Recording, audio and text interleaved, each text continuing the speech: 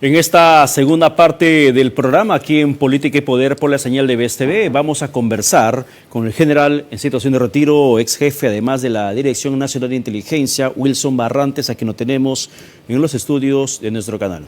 General Barrantes, buenos días. Buenos días, Pedro. Como siempre, un gusto de estar en tu programa y dispuesto a absolver las inquietudes que nos plantees. Importante sobre todo conversar con usted en estos momentos para un poco intentar dilucidar qué es lo que está pasando en las cárceles del país. ¿Cómo es que estamos viendo que, además del hacinamiento bastante claro, hay fugas, hay personal del INPE comprometido con actos criminales en Huancayo, una organización criminal liderada por miembros del INPE, con expresos ingresando drogas al penal? Y esto que pasa en Huancayo muy probablemente pasa en otros penales del país, lo que alimenta mucho más la criminalidad.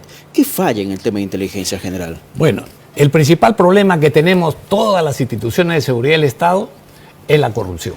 Eso hay que ponerlo como la gran premisa que envuelve a todos. O sea, me refiero Poder Judicial, Ministerio Público, Instituto Nacional Penitenciario, todos los elementos de seguridad. Es el principal problema que debemos tener en cuenta. Y en lo segundo, si vamos al sistema penitenciario, tenemos que tener en cuenta que tenemos un déficit en cuanto a instalaciones para albergar a los internos, bastante marcado. Tenemos penales para 45.000 efectivos y hay más de 112.000 o 3 veces más, casi 3 veces más el efectivo del personal detenido. El hacinamiento permite el descontrol. Y luego tenemos que el personal que protege a estas instalaciones, a estas cárceles, son un promedio de 11.000 para una necesidad de 33.000. Eso es lo más dramático. Y lo segundo, que hay instalaciones donde, digamos, pabellones donde 2 internos cuidan a 1.000, por graficar de una manera dramática.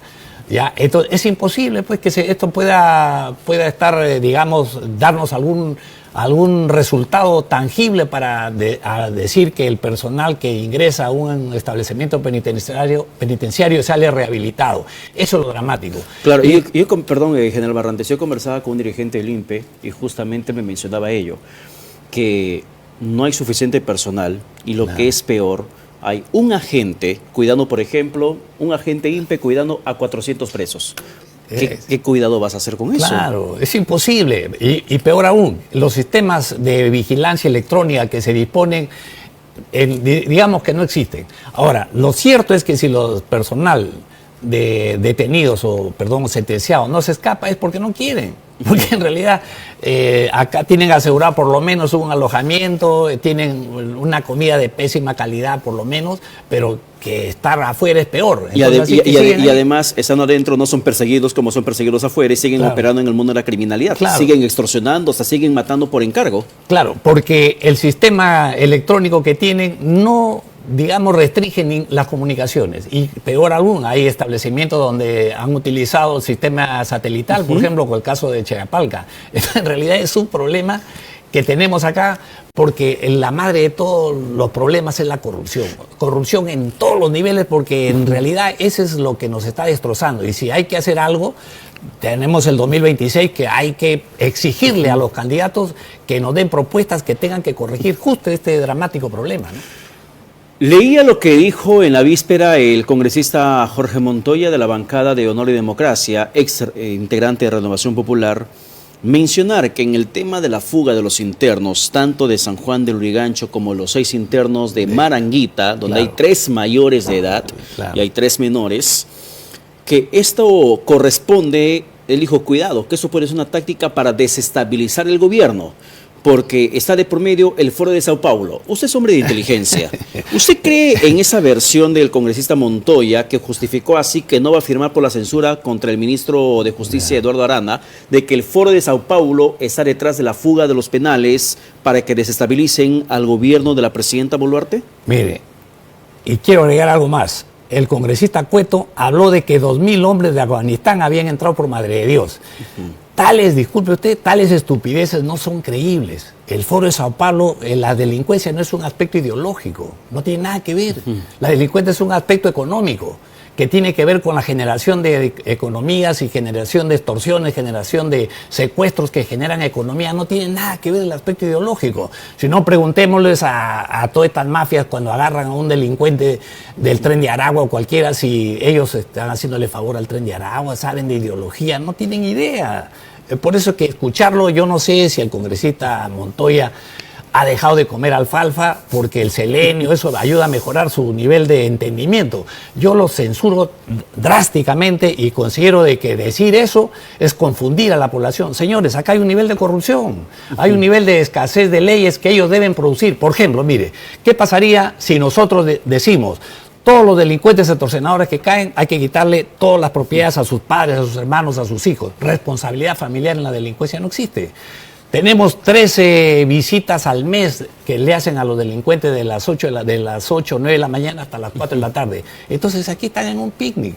Y encima las facilidades por la corrupción de teléfonos, celulares, televisores, bebidas, trago, visitas y todo eso. Entonces, ¿quién va a querer? Y siguen trabajando en la extorsión.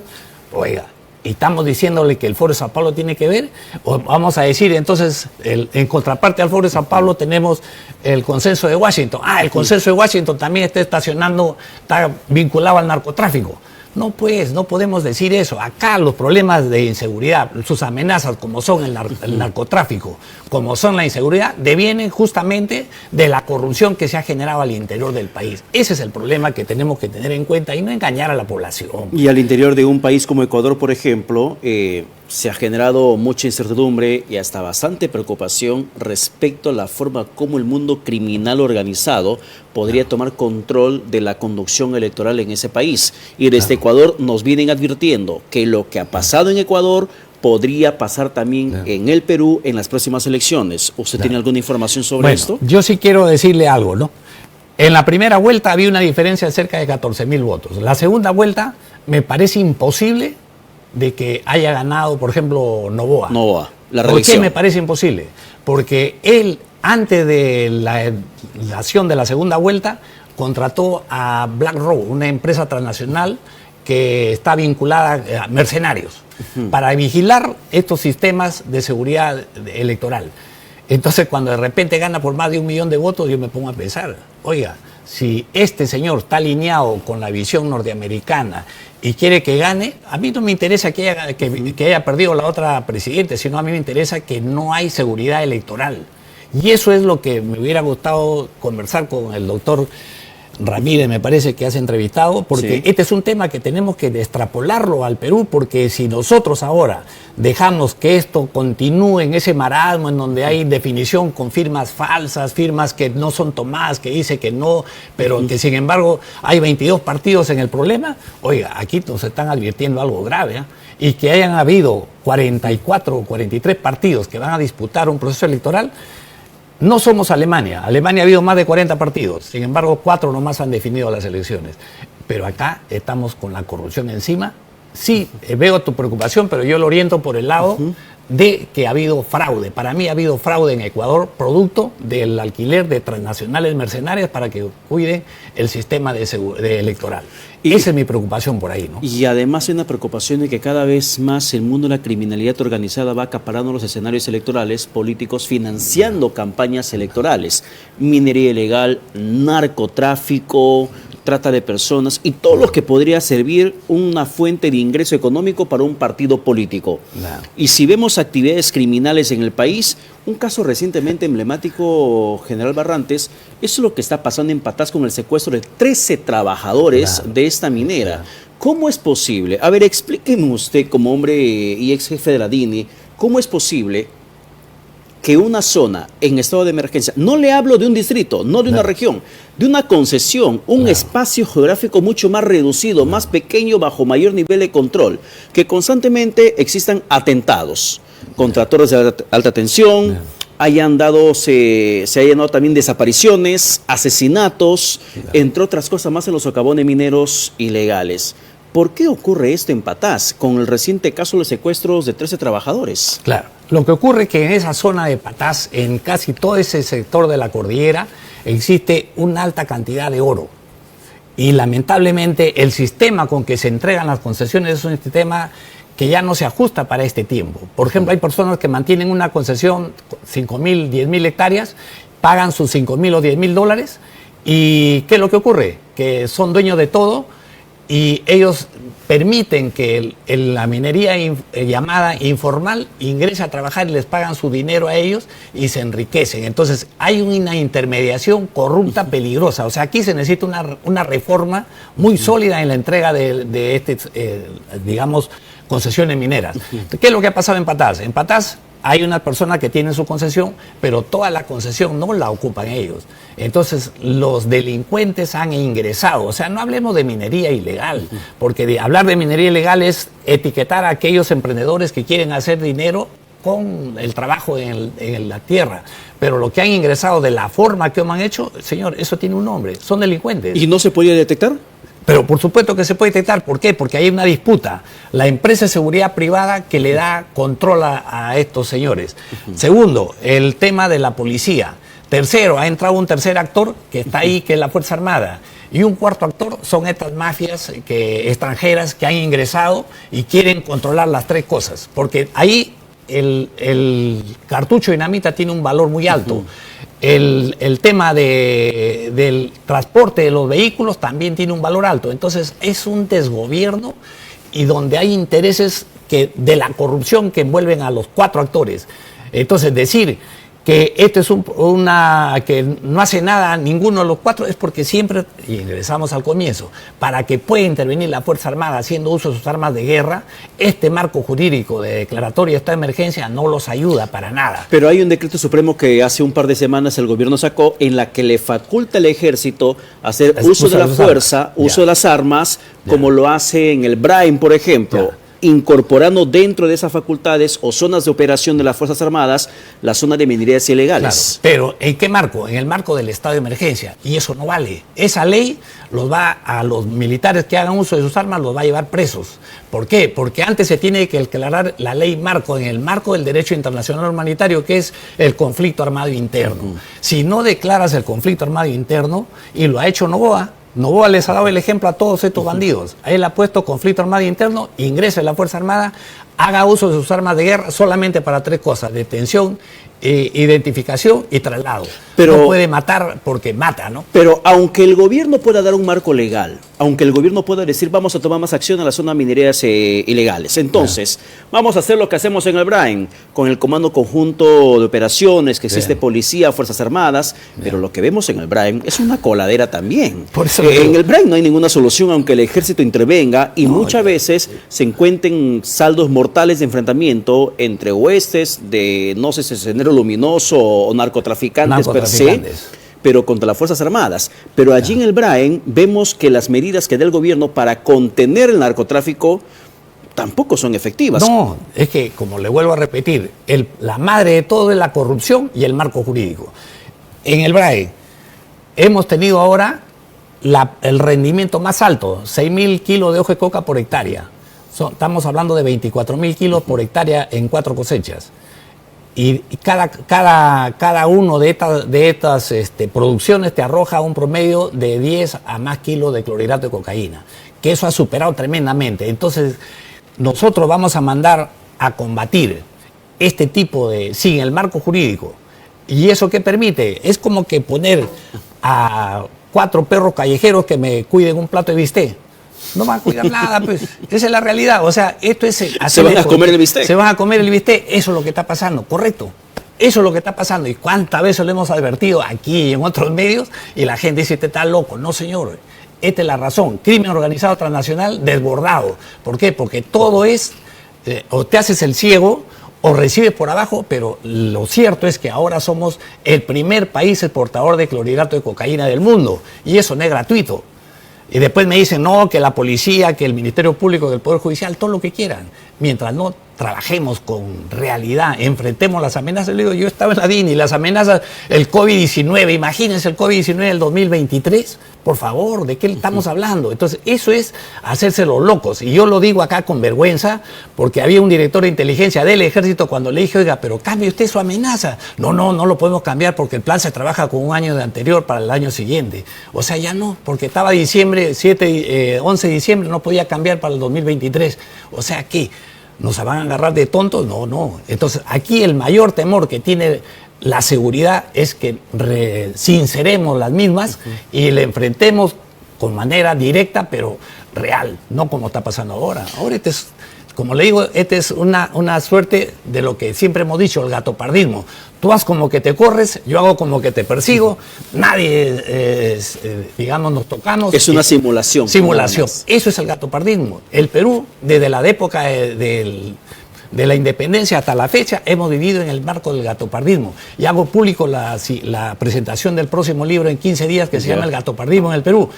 Ahí vamos a revelar lo que ha pasado en todo este proceso de tiempo para que entiendan de que lo que estamos viviendo acá es eso. Haz que te corres y yo hago que te persigo y no pasa nada. Ya, pero eso demostraría que el sistema político está aliado del corrupto sistema criminal. Claro, está corrupto. Así que yo hago alusión al tema del programa. Política y poder. Claro. La política está vinculada al poder, pero debajo de la política está el bien común y debajo está la seguridad y defensa nacional y el desarrollo nacional. No puede haber desarrollo nacional sin seguridad y defensa. No puede haber seguridad y defensa sin desarrollo nacional. Y entonces, ¿qué está pasando acá? Cuando uno comienza a desmenuzar el título de este programa, se da cuenta que aquí está fallando la seguridad y defensa nacional. Porque el desarrollo del Perú es tan rico que va a crecer sin necesidad de que nosotros nos vendamos, porque el Perú tiene todo lo que el mundo necesita. Todo, absolutamente todo. Hola, claro. Pero ¿por qué no crecemos? Por la corrupción y porque la seguridad y defensa está en el fondo y en el sótano de la olla. Ya no hay ni con Colón, no hay nada, porque ahí ya está, ahí estamos. ¿Y usted cree que ya el crimen organizado ha puesto sus cimientos en la política nacional? Yo creo que sí. Claro que sí. No creo. Puedo afirmar que sí. ¿Y por qué lo afirmo? Porque estamos mirando lo que está pasando en La Libertad. ¿Ya? Y además, con el cuento de que la ley le permite al gobernador regional, le exige al alcalde provincial, le exige al alcalde distrital que presidan el sistema de seguridad ciudadana. Pero pregúntale al alcalde, pregúntale al gobernador y pregúntale al alcalde provincial si él puede ordenarle a la policía. No puede. Entonces, ¿qué hacemos? Gatopardismo, pues. Eso mismo que estamos hablando pasa ahí. O sea, que está hecho para que no pase nada. Entonces, o sea, a una autoridad regional o una autoridad municipal le dicen, lidera la lucha, sí, pues, pero no puede ordenar. No puede ordenar nada. Entonces, ¿qué no es tiene eso? Voz de mando. No tiene voz de mando. Y además no puede ni mandar ni comandar, porque el jefe policial, así sea un suboficial, le dice, no, disculpa, yo le hago caso a mi comando de arriba. Entonces, este es un, como le llamamos acá, tonteo público. No voy a emplear una lisura, porque en realidad eso es lo que está pasando en el Perú. Pero ¿y de qué se necesita para cambiar esa realidad? Si aplicamos solamente una pequeña dosis de inteligencia para revertir este problema o comenzar al menos a socavarle al mundo criminal. Claro, aquí tenemos que hacer un plan de acción inmediata. ¿Cuál es ese plan de acción inmediata? Revertir que todos los problemas del Perú, todas sus amenazas se traten en el Consejo de Seguridad y Defensa Nacional. Lo hemos dicho hace 15 años. Siempre hemos hablado de que el Consejo de Seguridad y Defensa Nacional es una organización que hoy es estéril, porque no está haciendo nada. Que no es lo mismo que CONASEC. No, que el Consejo de Seguridad Ciudadana no tiene nada que ver. Mire, mientras más consejos, más consejillos creamos, más pillos vamos a tener. Consejo de Seguridad Ciudadana, Consejo de Minería, el Consejo de Estado, el Consejo de Estado que no existe realmente. No existe, es una entelequia que no existe. Mire, el Acuerdo Nacional, ¿tiene valor legal? No tiene. El Consejo de Seguridad y Defensa de Seguridad Ciudadana no tiene.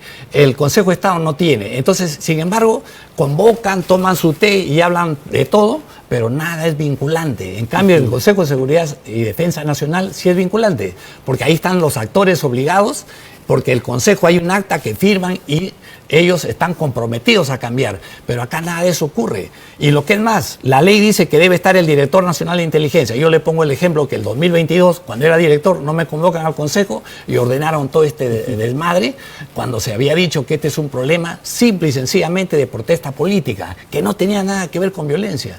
Y mataron como a perros a mis compatriotas de Ayacucho, que a mí me enardece porque he sido jefe ahí, y hoy día tienen que pagar todos esos que han actuado de esa mala manera, incluyendo al presidente, el presidente del Consejo de Ministros, ministro de Defensa, ministro del Interior, jefe del Comando Conjunto, jefe del BRAE, jefe de la Gran Unidad.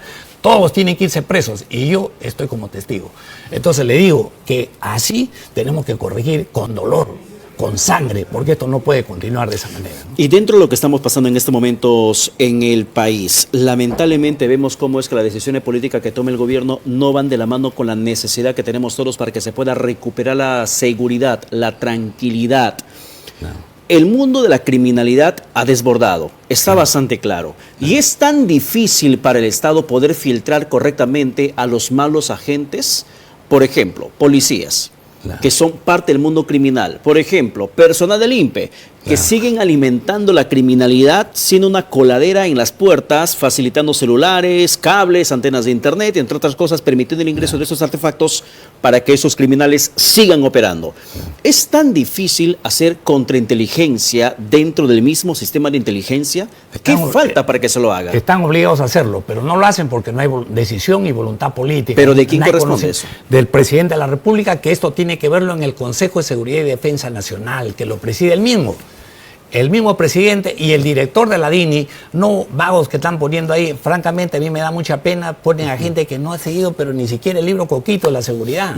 Simplemente porque es afín a mí, porque me persigue a mi competencia, porque lo sigue, lo vigila, a ver con quién está, a dónde se fue, a qué hotel se metió, con quién. Ya, esas cosas, eso no es ni contrainteligencia ni seguridad. Ya, pero para eso ponen a la gente. Pero, general Barrantes, ¿y en qué se diferencia, si hablamos de inteligencia, la inteligencia policial y la inteligencia militar? Ya. Porque yo recuerdo claramente que claro, cuando pasaron las muertes de la protesta contra la presidenta Boluarte, el gobierno había dispuesto una partida de más de 2 millones de soles para inteligencia de las Fuerzas Armadas, no de la policía. Claro.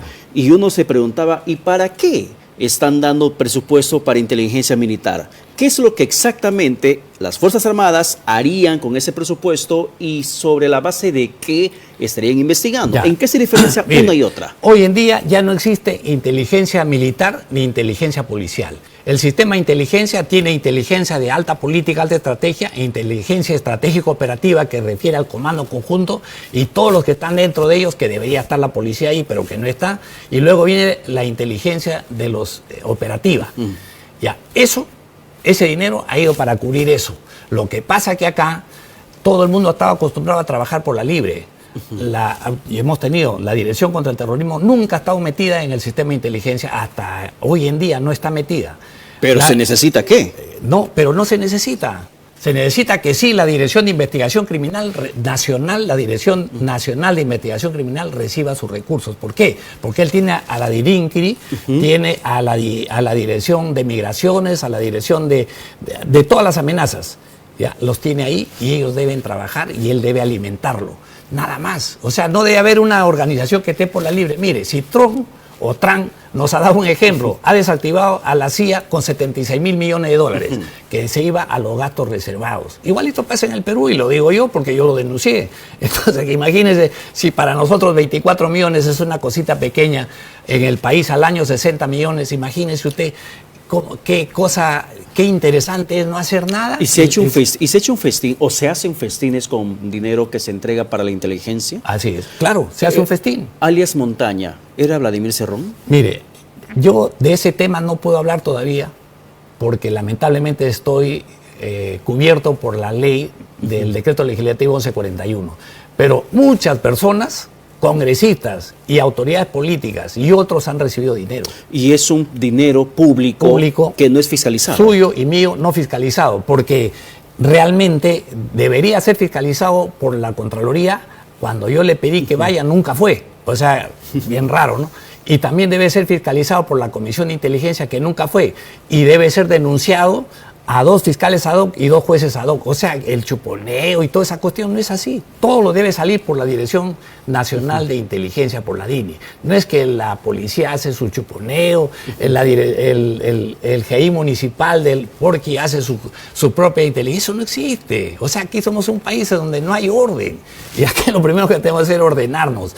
Y eso requiere de gente que tenga la voluntad de cambiar esto, pero con la verdad. Porque ya no nos motiva tener sueldo ni dinero aparte, sino cambiar esto. Por eso que aquí yo digo que en estas elecciones la población tiene que escuchar el mensaje de lo que hay que hacer correctamente, porque si seguimos con lo mismo, Pedro, ustedes van a tener la gran responsabilidad de asumir el costo de no hacer nada, porque a usted les va a tocar pagar las consecuencias, a sus hijos, a mí serán mis nietos. Por eso es que nosotros estamos preocupados, porque no queremos ser el México de los años de hace 10 años, porque es decir, era imposible de vivir allá. Y justamente la esposa del doctor Ramírez, que ha estado acá, ella ha vivido en México y nos contaba la desgracia. Y yo doy fe porque mi compañero de promoción, que ha estado en México, que es marino de la mexicano, han desactivado a la Policía Nacional y han dejado solamente 40,000 efectivos. Y lo han reforzado con el Ejército de la Marina y han formado la Guardia Nacional de 140,000. ¿Podemos hacer lo mismo acá? Ante estas circunstancias es necesario crear nuestro sistema de inteligencia de investigación criminal en las mejores condiciones tipo FBI, pero con 3,000 jóvenes de la UNI, del San Marcos, de las universidades del Perú, y solamente convertidos en oficiales de investigación, nada más. Pero ¿cómo hacer esto realidad si tenemos un gobierno que sale y celebra que se le entregue pistolas eléctricas a los serenos?